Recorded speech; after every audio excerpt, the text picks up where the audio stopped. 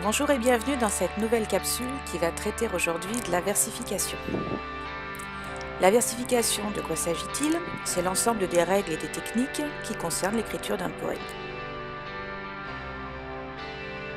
Quand on parle poésie et poème, trois mots viennent d'emblée: vers, strophe et rime. La plupart du temps, les vers s'organisent en strophes. Les types de strophes les plus connus sont notamment le quatrain et le tercet, mais il en existe bien d'autres. Le vers, que l'on appelle également mètre dans le langage poétique, c'est un nombre donné de syllabes. Lorsqu'un vers comporte 12 syllabes, on parle d'alexandrin. Lorsqu'il en comporte 10, c'est un décasyllabe, et lorsqu'il en comporte 8, c'est un octosyllabe. Mais il existe également d'autres types de vers.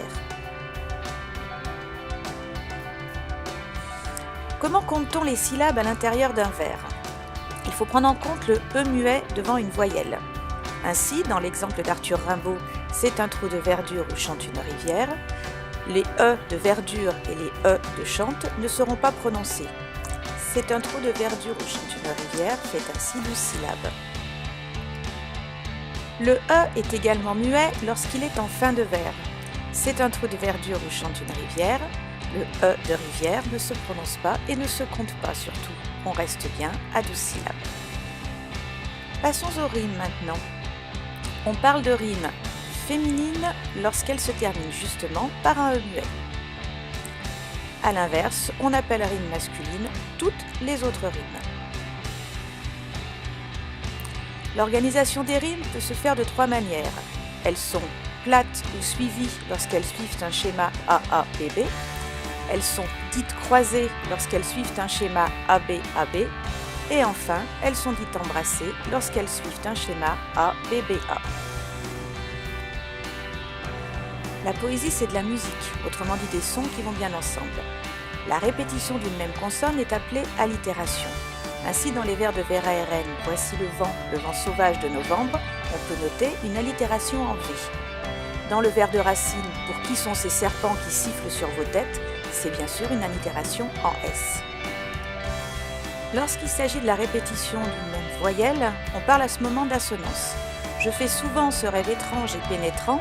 Dans ce vers de Verlaine, on peut noter l'assonance en an. Deux notions encore pour conclure. Lorsque la phrase se termine au début du vers suivant, on va parler de rejet. Ainsi, dans ce vers de Rimbaud, il dort dans le soleil, la main sur sa poitrine, tranquille.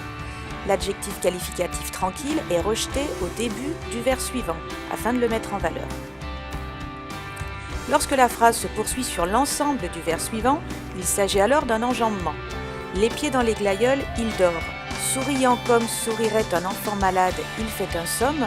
Ici, Rimbaud termine sur le deuxième vers, ce qu'il avait commencé dans le premier. Ce qu'il faut donc retenir. Autour du vers, les notions d'alexandrin, de décasyllabe, d'octosyllabe. Pour la strophe, les quatrains, les tercets. Les rimes qui peuvent être plates, croisées, embrassées, féminines, masculines. Et enfin, les notions d'assonance, d'allitération, de rejet et d'enjambement. Et voilà!